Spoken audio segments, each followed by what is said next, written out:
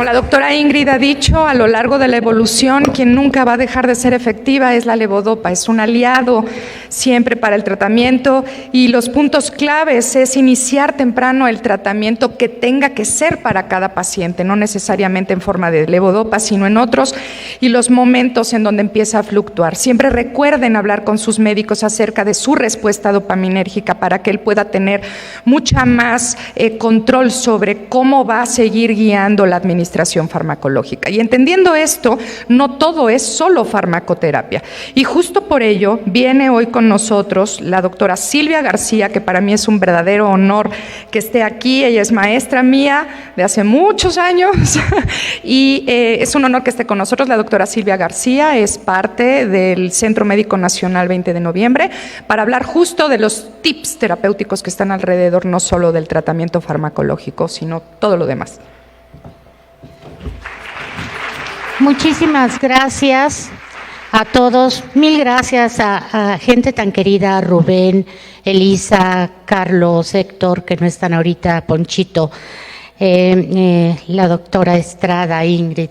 Bueno, vamos a platicar un ratito sobre ahora los tips. Y el primer tip que quisiera dejarles en la mente es un tip para los doctores.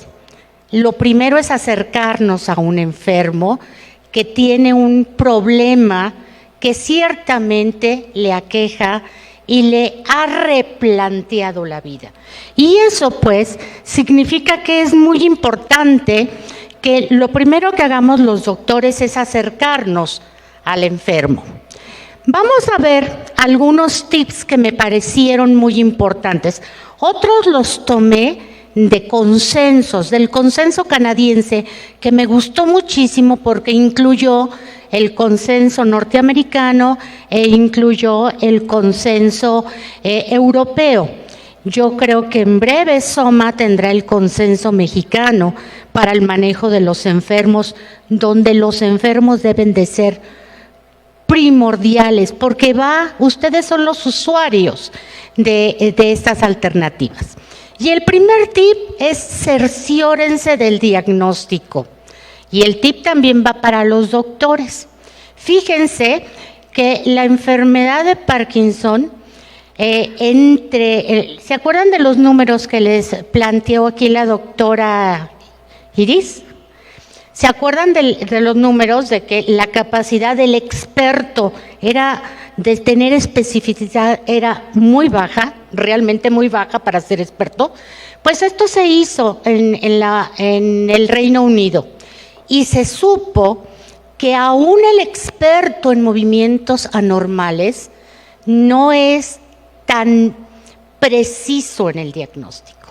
Por tanto, dar el diagnóstico de enfermedad de Parkinson a un enfermo es decirle, va a tener que reestructurar su vida y su calidad de vida, va a tener que buscar algunas estrategias. Por ejemplo, yo tengo un paciente que es maestro de baile folclórico. Imagínense decirle, pues vamos a ver, profesor, ahora yo creo que va a hacer usted las coreografías para que siga trabajando en eso, pero ya de otra manera.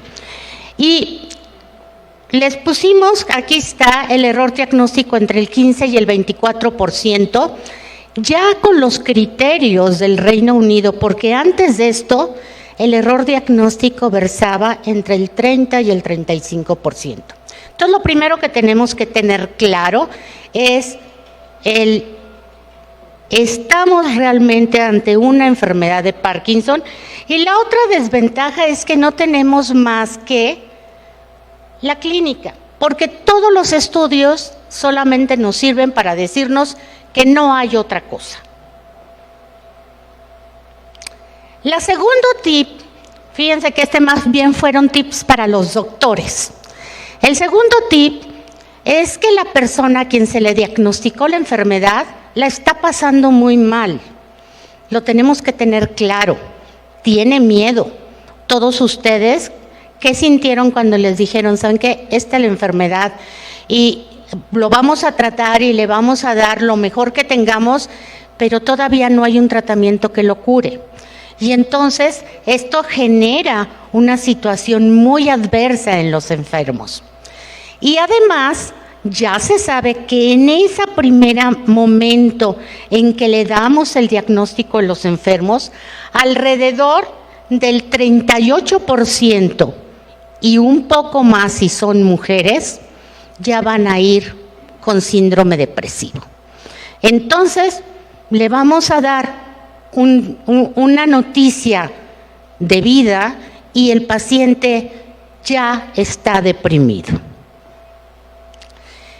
El otro tip es conocer la historia natural de la enfermedad.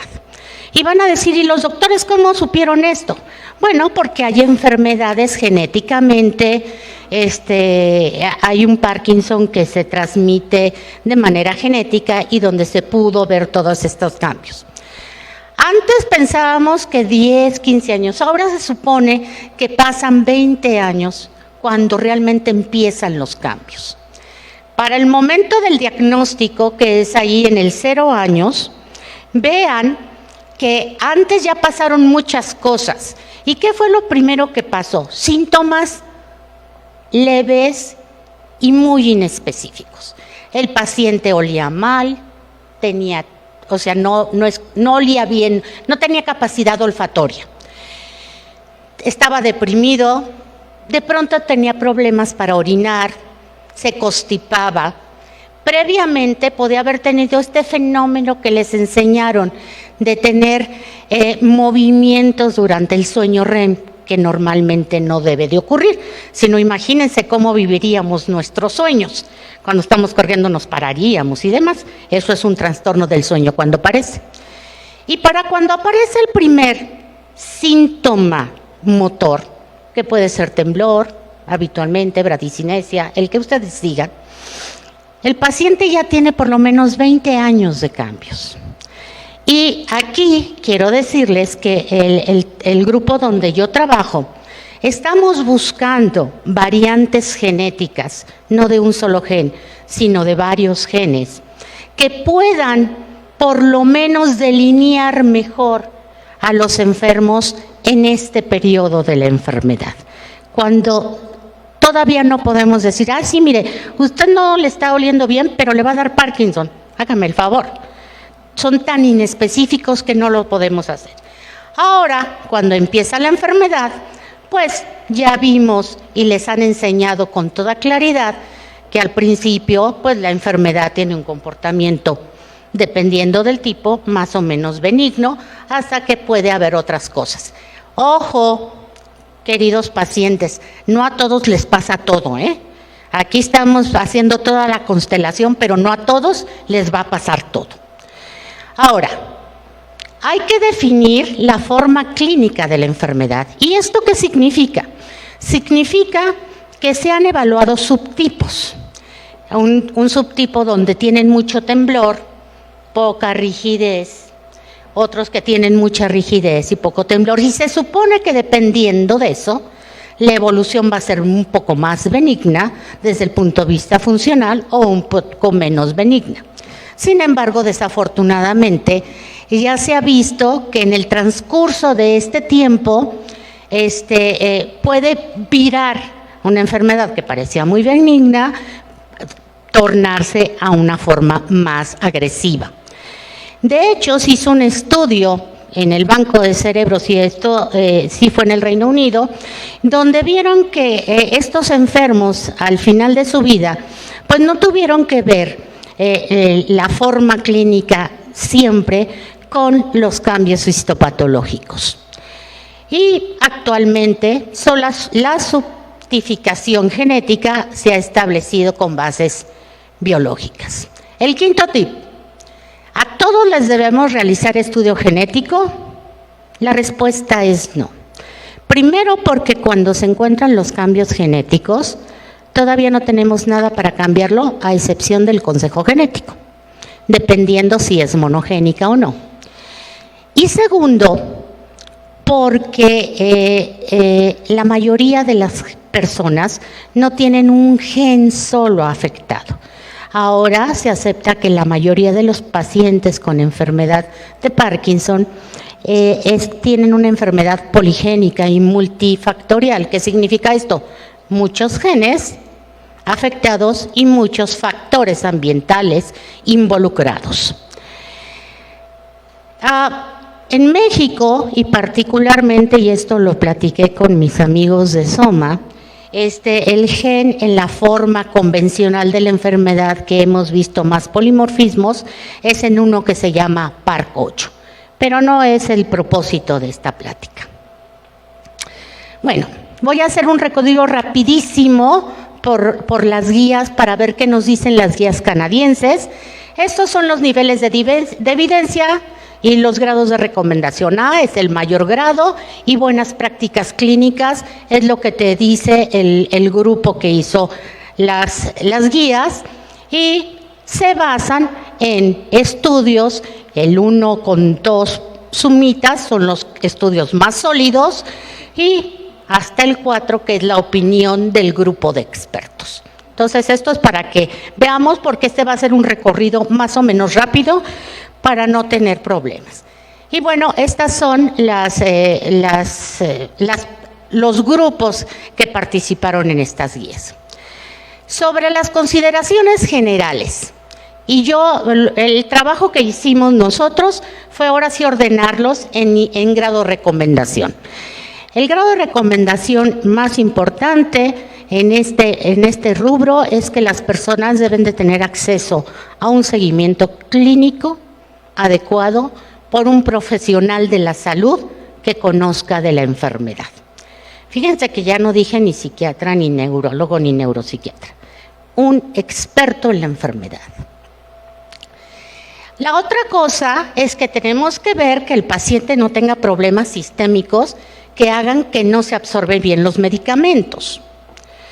Antes, allá en la prehistoria, cuando yo era residente, dar vacaciones de drogas, sobre todo de levodopa, se llamaban holidays, era una práctica convencional. Ahora ya se sabe que no sirve y que puede dar un problema muy serio. Y hay que estar ciertos de que se esté recibiendo la medicación adecuada. Por tanto, hay que, si el paciente tiene que hacerlo, o un familiar o quien sea, solamente hay que verificar que se dé esto, y los ajustes solamente los debe de dar la persona que tiene la capacidad de hacerlo. Hay que tener en cuenta que cuando uno va a iniciar tratamientos con agonistas, ahorita Ingrid nos acaba de decir cuáles son los agonistas, no es la levodopa, sino los otros medicamentos. Tenemos que tener que estos tienen mayor riesgo de tener trastornos en el control de impulsos. La doctora Otero y su grupo y mi grupo hicimos un estudio de trastornos de control de impulsos que ya está publicado, y ahí encontramos que poquito menos de la mitad de los enfermos desarrollan este problema, y sí se asocia más al uso de estos medicamentos, sobre todo, y estamos hablando en población como nosotros, en población mexicana. Ahora, la terapia farmacológica temprana, los IMAOs nos acaba de hablar Ingrid, pueden ser un tratamiento sintomático inicial. Y el segundo punto es la levodopa. Fíjense, yo hice mi residencia a mediados de los 80s. La levodopa se empezó a utilizar en los 60s, tal que la levodopa tenía 25 años de utilizarse de manera generalizada. Y ya para entonces la levodopa había creado muchos conflictos, y había grupos que realmente no aceptaban que la levodopa se tendría que dar, porque aunque era muy buena, iba a producir miles de problemas. demencia, ya se demostró que no, los trastornos relacionados al uso crónico de la medicina como movimientos exagerados. Bueno, la recomendación actual, y esto lo revisé en las guías que les dije, se puede utilizar levodopa en la enfermedad temprana. Va a haber una plática nada más de esto. Lo que les quiero decir es que también hay que usar la menor dosis necesaria para tener el efecto. Y la cosa es simple. La levodopa es el mejor tratamiento para los fenómenos motores. No hay manera. Yo empecé a ver a un paciente cuando dar levodopa en el estadio temprano de la enfermedad era un sacrilegio. Entonces, muy apegada a las reglas, yo empecé a darle pramipexol. Y un año, y él estaba perfecto, y decía, oiga, ¿está tomando pramipexol? Sí, la mitad, cada 8 horas, como usted me dijo. Pues qué bien le cayó, porque la verdad no me había tocado esto. Y como el año, sacando sus cosas, se le sale una cajita que decía Cloisone. Y yo dije, oiga, ¿y por qué trae eso? Ah, es que el de la farmacia me dijo que era lo mismo. En realidad había estado tomando levodopa todo el tiempo. Ok, ya ni se utiliza la bromocriptina, no voy a detenerme aquí. Para los síntomas motores tardíos, ahí es donde está realmente el problema. Ya les dijeron, la mantanida ha demostrado ser útil. Los inhibidores de IMAOS y de catecol o metiltransferasa también. Los agonistas de dopaminérgicos, pero aquí la expertise de su médico es fundamental.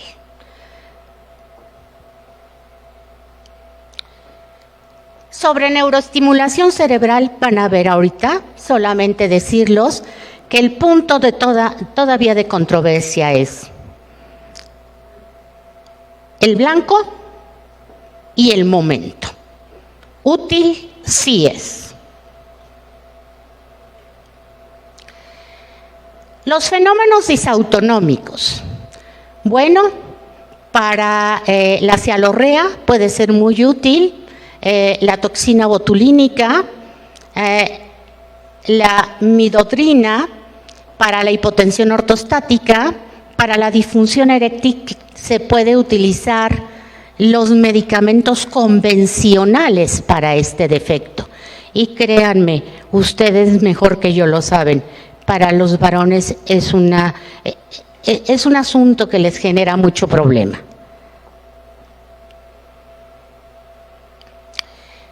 Bueno, la rehabilitación, se tiene que dar rehabilitación a todos los enfermos, pero no nada más la rehabilitación motora, la rehabilitación del lenguaje. ¿No han visto cómo empiezan a hablar despacito, despacito? Y ya no se les oye y no se les entiende. Así es que esa parte no hay que dejarlo fuera. Para los trastornos del sueño, pues obviamente ahí están toda la higiene del sueño y puede ser de utilidad la melatonina.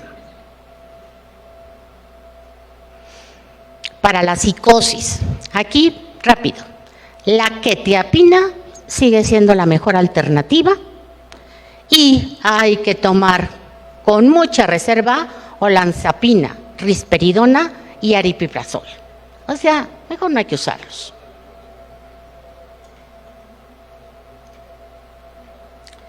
Para la depresión ya les platicaron, pero aquí pueden ser muy útiles los inhibidores de recaptura de serotonina. Y para la demencia, aquí un punto importante, no todos los pacientes con Parkinson tienen deterioro intelectual, ni el deterioro intelectual es por cuerpos de Levy. puede ser por otro trastorno, de tal manera que los anticolinesterácicos, particularmente la rivastigmina, tiene un grado de recomendación A. El último tip. Todos tenemos derecho a tener un final digno. El asunto, gracias a Dios, es que este final digno en el paciente con Parkinson ya supera las 2 décadas. Y lo tenemos que tener claro para todos. Yo cuando apenas había salido de la residencia, hice el diagnóstico de la enfermedad a un paciente y 25 años después firmé el certificado de defunción, pero se la pasó muy bien. También tenemos que darle esta alternativa y considerar estas oportunidades.